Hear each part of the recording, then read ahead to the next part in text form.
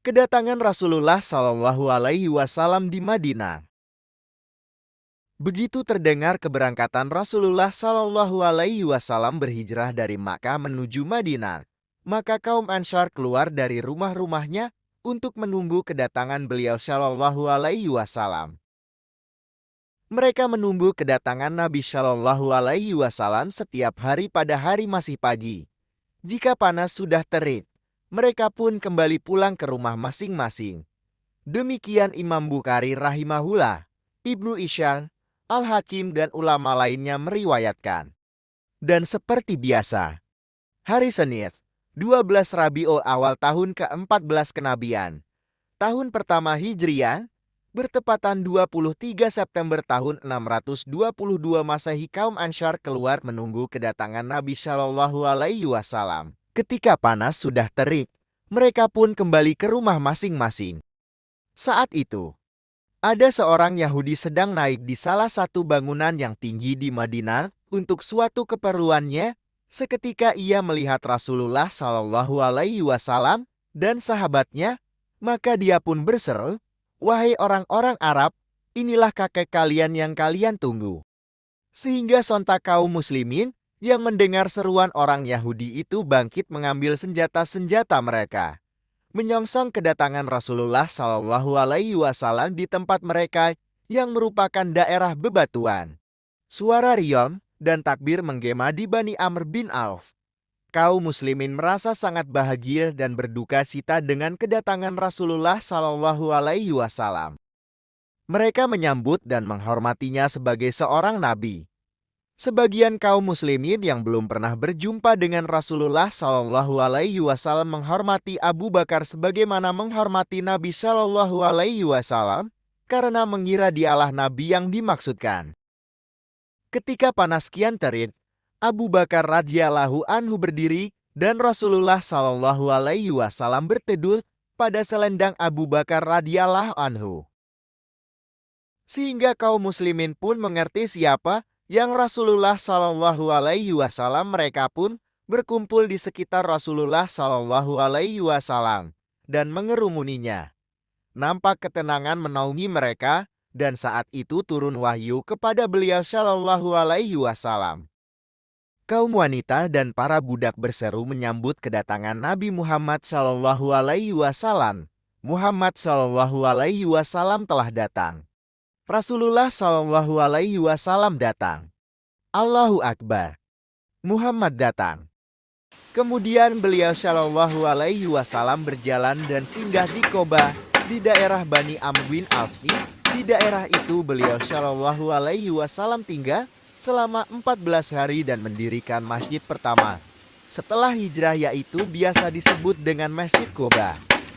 Ketika hendak memasuki Madinah, Rasulullah Shallallahu Alaihi Wasallam mengirim pesan kepada para pembesar Bani Najjar dan mereka pun berdatangan dengan pedang terhunus. Rasulullah Shallallahu Alaihi Wasallam mengendarai tunggangannya lagi ditemani Abu Bakar radhiyallahu anhu berjalan ke arah Madinah. Ketika sampai di daerah Bani Salim bin Auf, mereka mendapati hari Jumat. Rasulullah Shallallahu Alaihi Wasallam melaksanakan syalat Jumat di suatu lembah bersama para sahabatnya yang berjumlah sekitar 100 orang.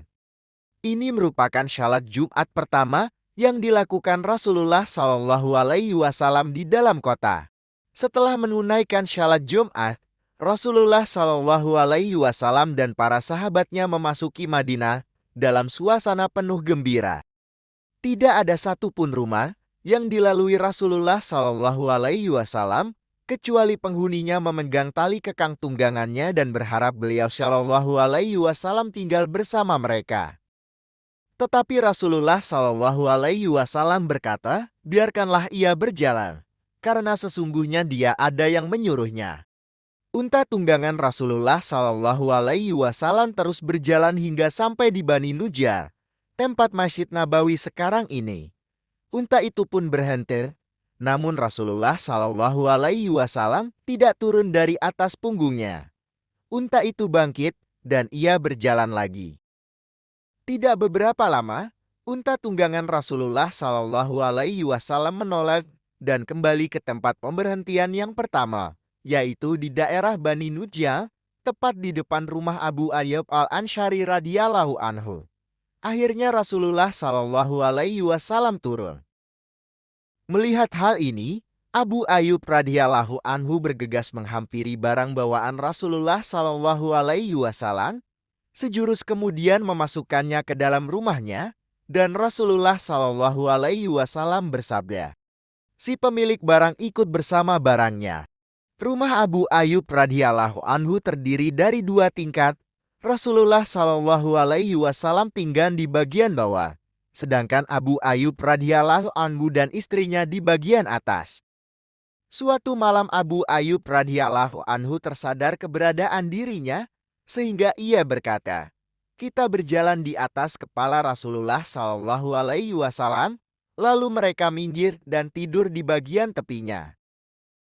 Kemudian ia meminta kepada Rasulullah Shallallahu Alaihi Wasallam agar pindah ke bagian atas, sedangkan Abu Ayyub radhiyallahu anhu dan istrinya pindah ke bawah.